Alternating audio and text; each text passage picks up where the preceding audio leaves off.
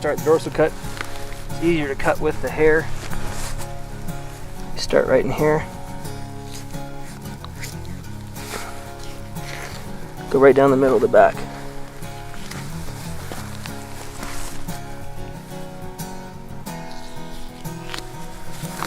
Hair out of the way. Right down to the tail, right there. Now, I'm going to fold this over and do the legs.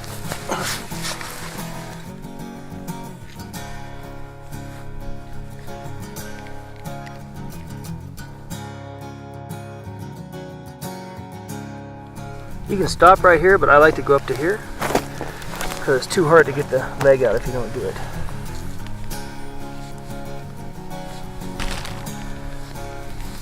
You got this nice summer fat in here.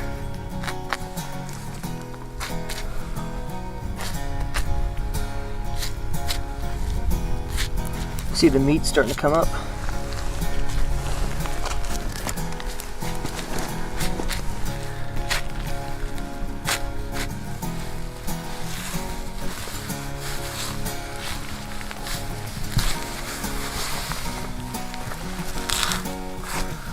Use your fist and your thumb to separate it.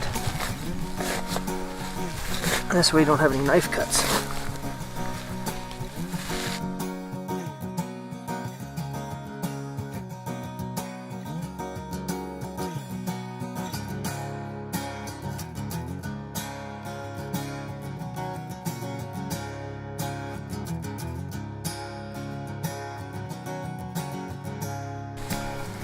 This way you have a clean skin. You don't have to flesh it back at camp.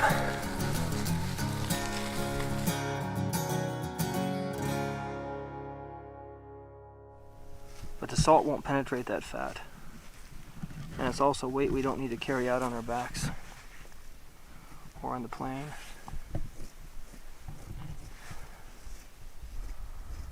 It's easier to do it here than in camp. Well, you try not to cut holes in the hair and slip it. Like, see how nice and smooth it is? With a razor blade, it's really easy to do that. A lot of people shouldn't skin with a Havilon unless they practice because they'll poke a lot of holes. You're better off slightly, not perfectly sharp knife for this. Never cut towards yourself, and always, you know, I usually wear rubber gloves, but we left them up there. They're nicer when you're doing the, if you have salt on, so you don't have, but if I had a lot of cuts in my hands, I'd wear my rubber gloves. And for any of the predators, always wear rubber gloves.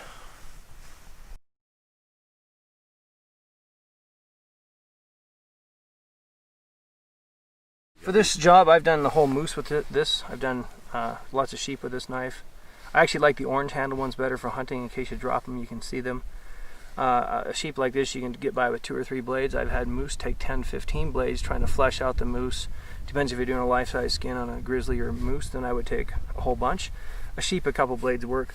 I also brought a little custom knife down there that I like using for like taking the bones and cutting the meat off, because these will break if you pry on the bones or in the joints.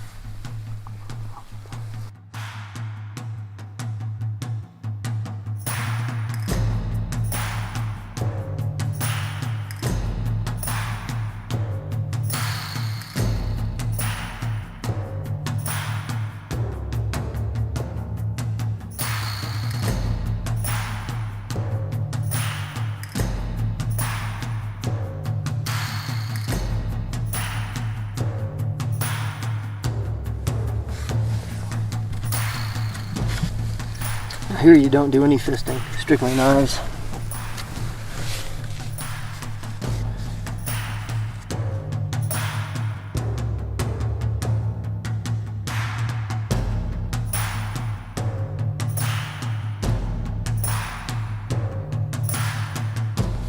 This sheep has a decent amount of skin between its skull, at least a 1/4 of an inch.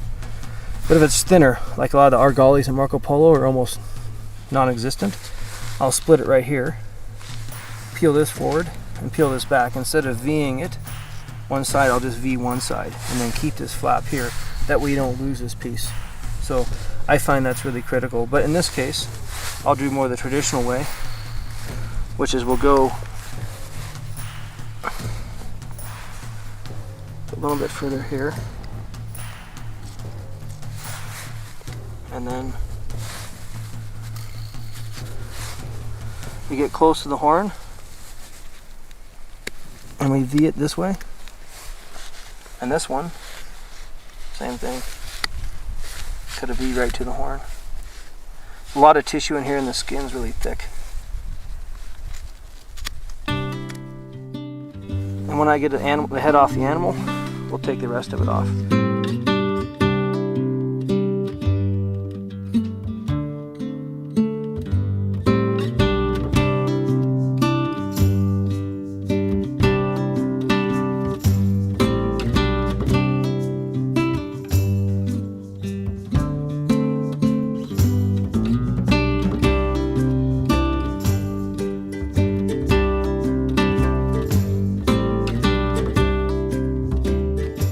See, when you're using your fist and your thumb, meat comes off in one piece, except sometimes it doesn't. This is a thin animal. When that happens, you start to separate it with a knife.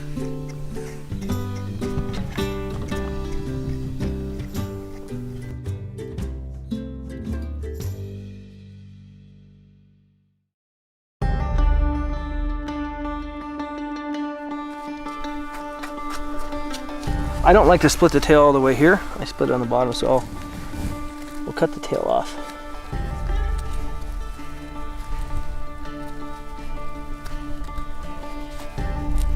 There you go.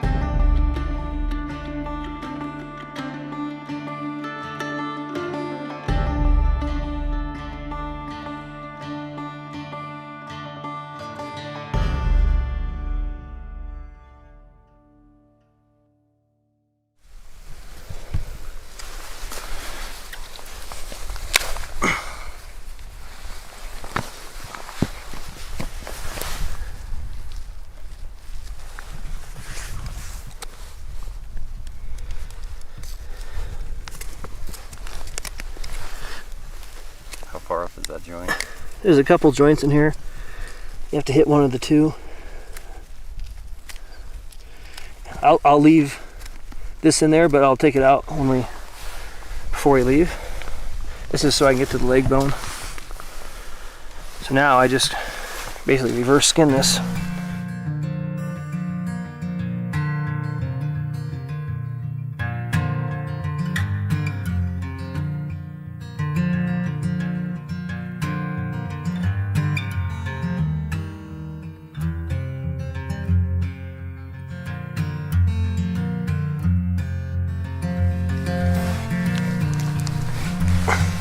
Strong joints.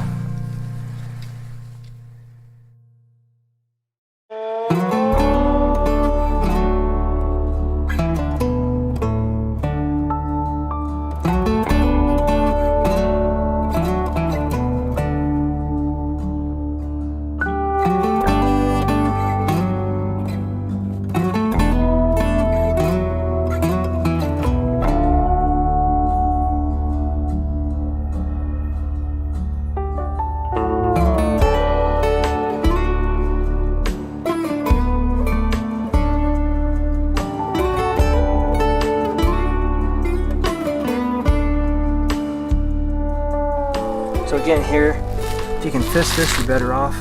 But you gotta be careful because it will connective tissue wants to stick to the skin, not to the animal.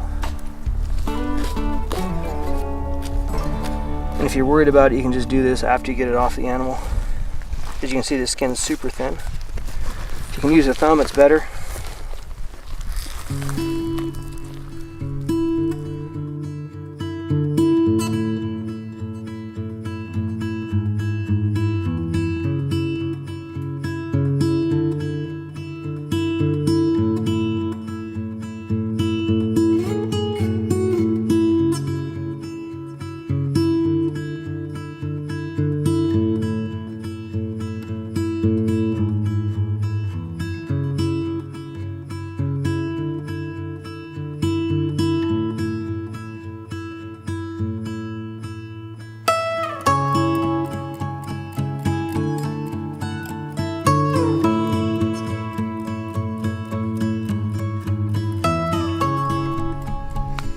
Now what we like to do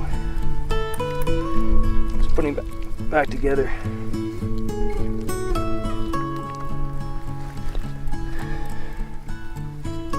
Try not to get too much blood on his white hair.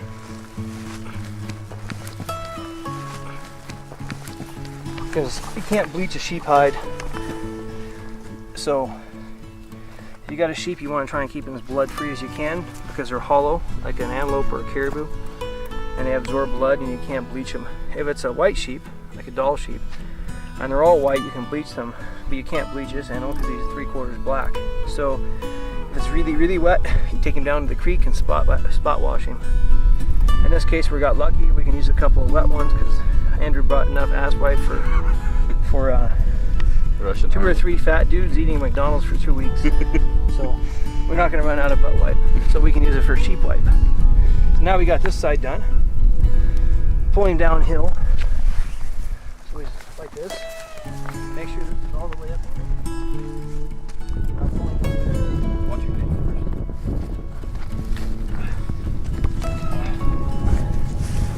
first. Now in theory, other than a couple leaves, we have a reasonably clean animal. So now I'll come over here and I'll cut these, make these other 2 cuts. Some people go up here and they cut along this line. Other people cut right up the center of the leg. Definitely, if you're going to lean, either right at the middle or right on the inside, like along that hairline.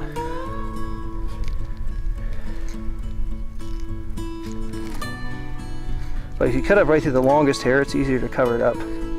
Cut slightly inside. You can stop right here, but I find you cut the animal less if you cut about right there. That's one. I did the other one. Right up the thick hair right there.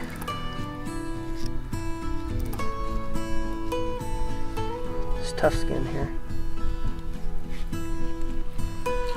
So if anything, don't cut on the outside, either the middle or the inside slightly. And you can stop right there, but again, I always go a little further. I like to go right there. A lot of times I do this by myself, and it's hard to do by yourself. So now this side is easy.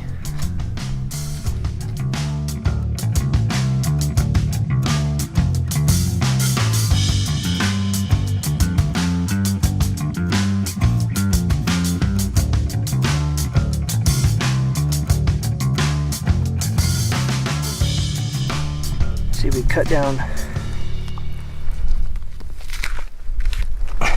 past the joint. Last time I cut a little high. This time I'll try and hit it perfect.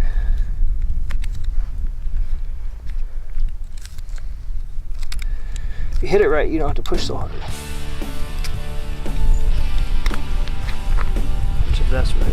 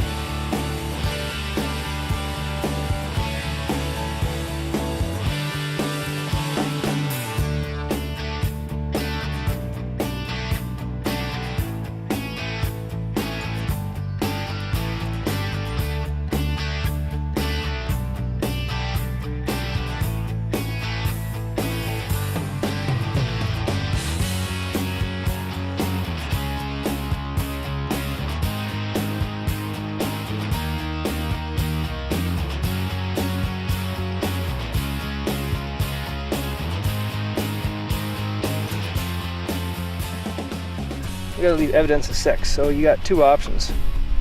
You got part of the piss tube or a nut, and a nut's pretty heavy, so I prefer a piss tube unless somebody wants to eat nuts later.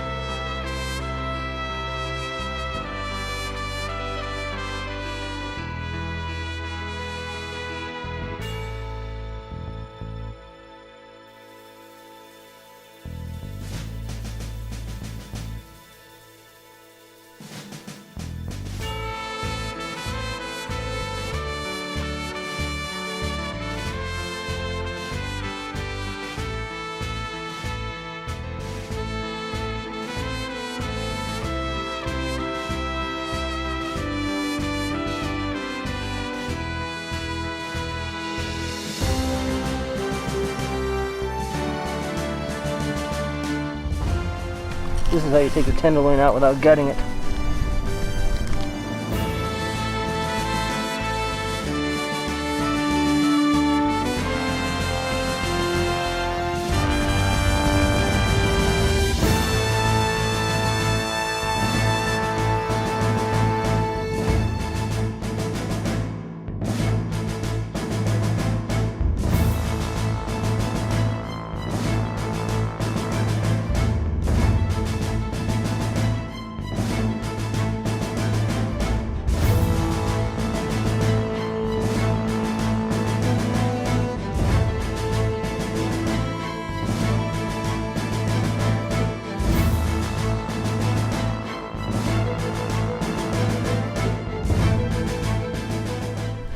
Like pulling the hair back. I have some smaller scalpel blades that I didn't bring. I just follow the hairline.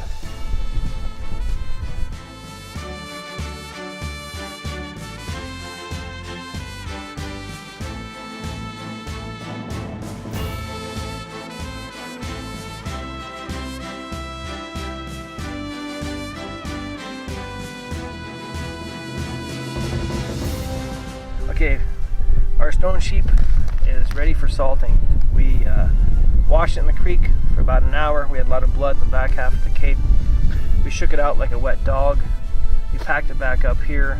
We took out the toes. We took out the nose cartilage. We turned the lips. We turned the eyes.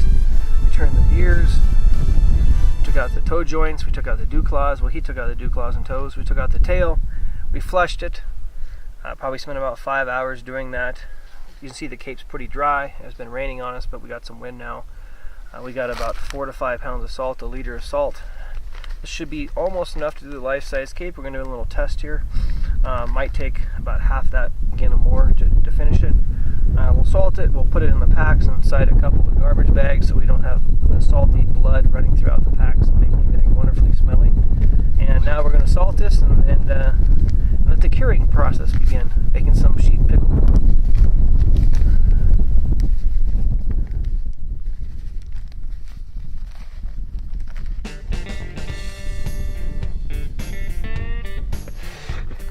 You gotta make sure all the orifices are salted.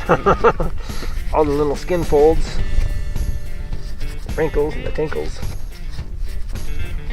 Because we don't have a lot of salt. So all the extra salt is spilling on the cape. It'll need it anyway. Got some eyes here. Go ahead and throw a little salt in the eye. A little inside, a little outside.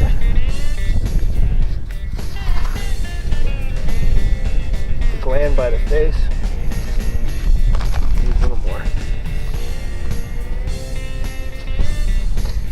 I really like to make sure this is salted good. This is the skin between the skull and the horns.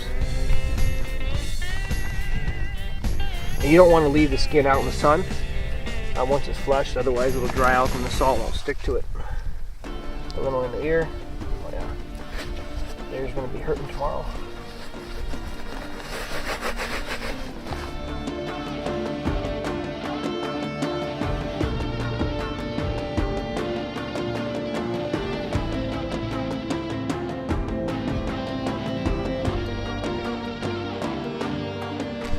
Tuck a little salt into the toe jams, the dew claws.